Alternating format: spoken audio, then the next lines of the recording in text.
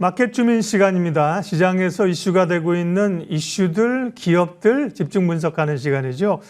오늘은 국내 대표 플랫폼 기업, 인터넷 기업인 네이버와 카카오 이야기를 하겠습니다. 반등의 여지가 얼마나 있는지, 최근에 영업 실적을 중심으로 리더스 인덱스 박주근 대표님 함께 하는데요. 오늘은 전화로 연결이 돼 있습니다. 대표님 안녕하십니까? 네, 안녕하세요. 네, 교통이 마비여가지고 방송국 오시다가 오늘도 지금 못 오셔서 전화로 인터뷰 불가피하게 합니다. 감사하고요. 들으시는 분들께 양해를 좀 구하겠습니다. 네이버, 카카오 일단 실적 얼마 전에 발표했는데 보면 매출단에서는 여전히 성장을 하고 있어요. 뭐 이익은 조금 사실은 고민이 좀 있는데요. 일단 매출 쪽에서 성장을 하고 있는 현황, 배경부터 좀 말씀을 해주십시오. 네. 최근에 2분기 실적을 발표했는데, 사실은 좀 어닝 서프라이즈 같은 실적을 발표를 했죠. 그 이유가 뭐냐면, 2분기 실적이 좀 떨어질 줄 알았는데, 의외로 실적은 선방을 했습니다. 근데 이번 그 실적 발표 때, 네이버의 최수연 대표나 카카오의 남궁 대표가, 여러 이야기를 했는데, 좀 인상적인 몇 가지가 좀 눈에 띕니다. 우선, 사람들이 네이버와 카카오를 어떤 기업으로 보느냐, 어디서 주로 매출을 일으키냐에 대한 여러 가지가 있었는데 이 두 분이 이에 대한 명확한 정의를 해주셨어요. 네이버와 카카오는 검색과 메신저라는 주력 사업은 다르는데 그 본질은 광고와 커머스가 자기들의 대표 매출이다라고 정의를 해버렸습니다. 근데 지금 글로벌하게 보면 이번 매출이 왜 조금 어닝 서프라이즈였냐면은 지금 최근에 글로벌 경기 침체 때문에 광고 시장이 굉장히 침체거든요. 미국의 메타나 트위터 2분기 매출을 보면 전년 동기 대비 감소했습니다. 구글도 알파벳 매출이 13% 증가했지만 또 사실은 메타나 알파벳 대부분 광고 사업에서 발생하는 기업들이 줄었는데 우리나라의 네이버와 카카오는 2분기 매출이 증가했거든요. 그런데 자세히 뜯어보니까 이게 광고 매출은 주로 양쪽 다 서치 플랫폼에서 나오는데 소폭 증가하긴 했지만 주력으로 이번 매출을 끌어올린 것은 이 광고 커머스가 아니고 콘텐츠 사업에서 매출을 끌어올린 것이 이번 2분기 매출의 가장 키포인트가 될 것 같습니다. 네. 말씀하신 것처럼 글로벌 기업들이 어려운데 네이버, 카카오가 적어도 외형단에서는 매출단에서는 괜찮은데 영업 실적에서 들어가게 되면 사실은 영업이익 같은 경우는 성장률이 좀 둔화가 됐고요. 네. 광고, 커머스 부분이 중요하다고 하셨는데 이쪽이 이제 영업이익이 높은 쪽인데 그쪽이 좀 부진한 것 아니냐 이런 우려가 있습니다. 광고, 커머스 쪽은 어떻습니까? 네이버의 경우에는 광고 쪽은 약 9.3% 정도 증가를 했고요. 네, 커머스 쪽은 19.7% 증가한 건 맞지만 예상보다 성장세가 좀 둔화됐다라고 이제 분석이 되고 있습니다. 카카오는 광고 쪽이 플랫폼 쪽인데 20% 정도 성장을 했지만 카카오는 예상보다 성장세가 꺾이면서 이쪽에 대한 기대 심리는 예전만 못합니다. 그런데 컨텐츠 쪽을 보면 네이버 쪽이 컨텐츠의 2분기 매출이 3,002억인데 전년 동기 대비 113.8%나 증가했거든요. 이게 이제 놀랄만한 성장세고 카카오 역시 콘텐츠 쪽의 매출이 8,917억으로 전년 동기 대비 51% 증가했습니다. 그래서 이 두 가지의 성장세가 이제 하반기에 네이버와 카카오가 이 광고 시장은 더 줄 텐데 지금 같은 경기 하락세면 하반기에 이 콘텐츠가 양사의 콘텐츠 매출이 이거를 떠받쳐 줄 수 있을까가 이제 하반기 네이버 카카오의 주가의 주된 관전 포인트가 될 것 같습니다. 콘텐츠 쪽의 성장이 꽤 눈에 띈다고 말씀하셨는데 네. 다만 K 콘텐츠가 이제 엔터라든지 드라마라든지 이런 쪽은 글로벌 입지를 확고하게 해가고 있는데 네이버, 네. 카카오가 하는 콘텐츠는 VOD나 웹툰이나 이런 좀 국내용이라는 국내에 국한되어 있다는 비판도 있습니다. 네, 맞습니다. 지금 양사의 콘텐츠 사업에 가장 아킬레스건이 바로 그 부분입니다.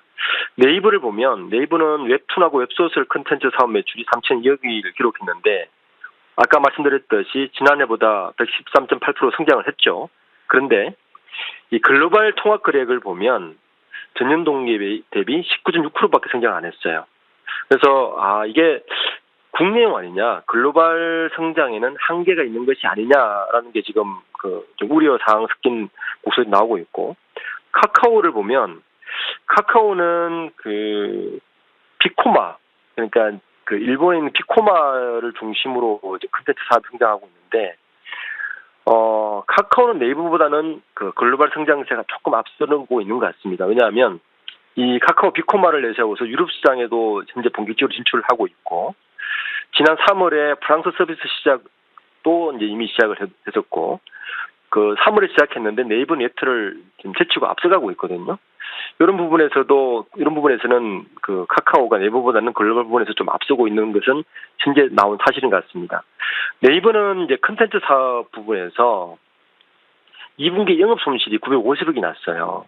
이 부분이 조금 매출은 성장을 했는데 영업이익이 좀 적자가 난 것이 조금 아픈 부분인데, 이번에 최수연 네이버 대표가 이런 상황에서도 컨텐츠 쪽에서는 더 공격적으로 투자를 하겠다는 것이 이제 입장이고, 반대로 카카오에서는 네이버보다 글로벌 성장세가 앞서가고 있는데 좀 추이를 지켜보고 투자를 하겠다는 것이 양사가 전략적으로 좀 차별화되는 부분인 것 같습니다. 네, 이들 기업은 이제 성장주이기 때문에요. 늘 또 새로운 먹거리를 찾아 나서지 않습니까? 관심사 기반 연결 서비스에 최근에 상당히 힘을 기울이고 있다는데요. 이게 뭔가요? 지금 네이버와 카카오가 일각에서는 네이버 카카오가 과연 지금도 성장주냐? 이런 말까지 나오고 있습니다.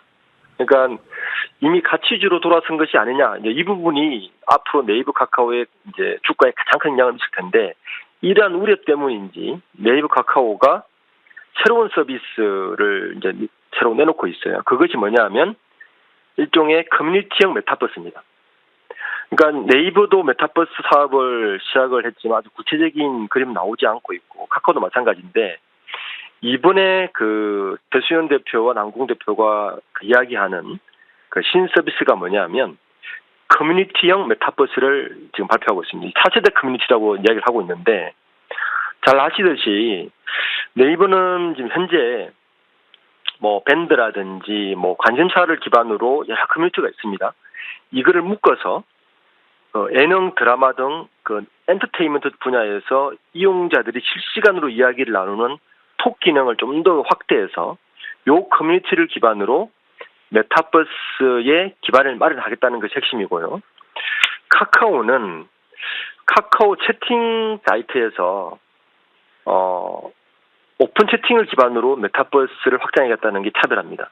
두 기업의 가장 큰 차이점은 네이버는 이미 서로 알고 있는 커뮤니티를 통해서 메타버스를 확장하겠다는 것이고, 카카오는 오픈 채팅, 즉 모르는 사람까지 연결해서 오픈 링크를 통해서 메타버스를 확장해 보겠다는 게 이 두 기업의 같은 새로운 서비스인 커뮤니티 메타버스 서비스인데, 이 두 가지의 관전 포인트는 역시 이용자 확보가 관건인 것 같습니다. 양사 모두가 메타버스 전략의 일환으로 지금 서비스를 준비하고 있는데, 네이버 커뮤니티에서는 커머스 쪽에 가치를 중심을 두고 있고, 카카오 쪽에서는 오픈 채팅을 중심으로 이 사업을 진행 중에 있습니다. 결국에는 현재 제가 초두에 밝혔지만 네이버나 카카오나 사업의 중심은 광고와 커머스입니다.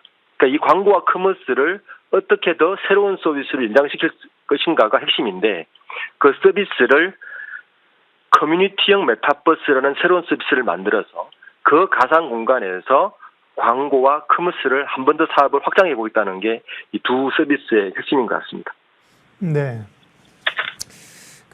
넘어야 될 네이버 카카오가 이제 사실은 좀 고민인 게, 작년 가을에 규제 이슈 때문에 사실은 급락을 하기 시작했고, 올 초부터는 금리 인상으로 성장주들이 가치를 이제 훼손받으면서 어려웠던 건데요. 네. 두 가지 이슈는 금리 인상은 기조적인 거고요. 규제 같은 경우는 좀 이제 풀려나가는 겁니까? 어떻습니까? 이게 이제 네이버 카카오 입장에서는 윤석열 정부 출범이 어떻게 보면 도움이 됐다고 봐야 되는 거죠. 왜냐하면 기존에는 공정거래위원회에서 이 온라인 플랫폼 공정화법, 그러니까 소위 말하는 온플법이라고 이야기하는데, 이거 굉장히 강하게 밀어붙였거든요. 근데 요 규제를 공정거래위원회가 아니고 이번 윤 정부에서는 범부처 플랫폼 정책협의회를 통해서 관계부처 협동으로 논의를 하겠다고 문호를 굉장히 넓게 열어놨어요. 이렇게 되면 사실은 공정거래위원회가 이 법에 관련해서 주된 부처가 되는 것이 아니라 여러 부처 중에 하나의 부처로 바뀌는 거거든요.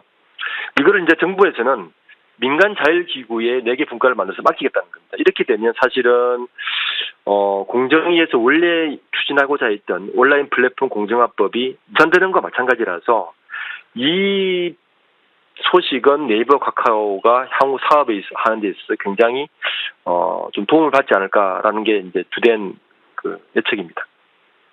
네이버 카카오는 뭐 많은 분들이 주주이시고 그래서 관심이 많은데요. 주가 부분 어떻게 생각하시는지 간략하게 좀 마무리해 주십시오. 역시 이제 광고하고 커머스만 본다면 하반기 주가는 그렇게 기대하기는 어려울 것 같습니다. 이제 그렇다고 이 대안으로 떠오르고 있는 콘텐츠 쪽의 매출이 굉장히 급증세로 돌아설 거냐?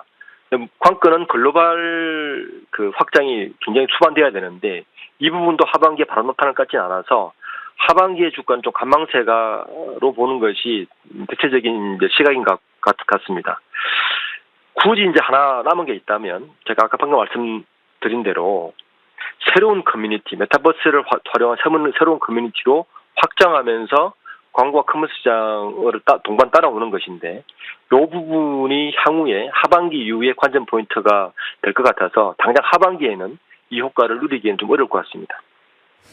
네, 마켓 주민 오늘은 네이버 카카오, 소위 네카오라고 줄여서 부르는데요. 분석했습니다. 리더스 인덱스 박주근 대표님 함께했습니다. 고맙습니다. 네, 감사합니다.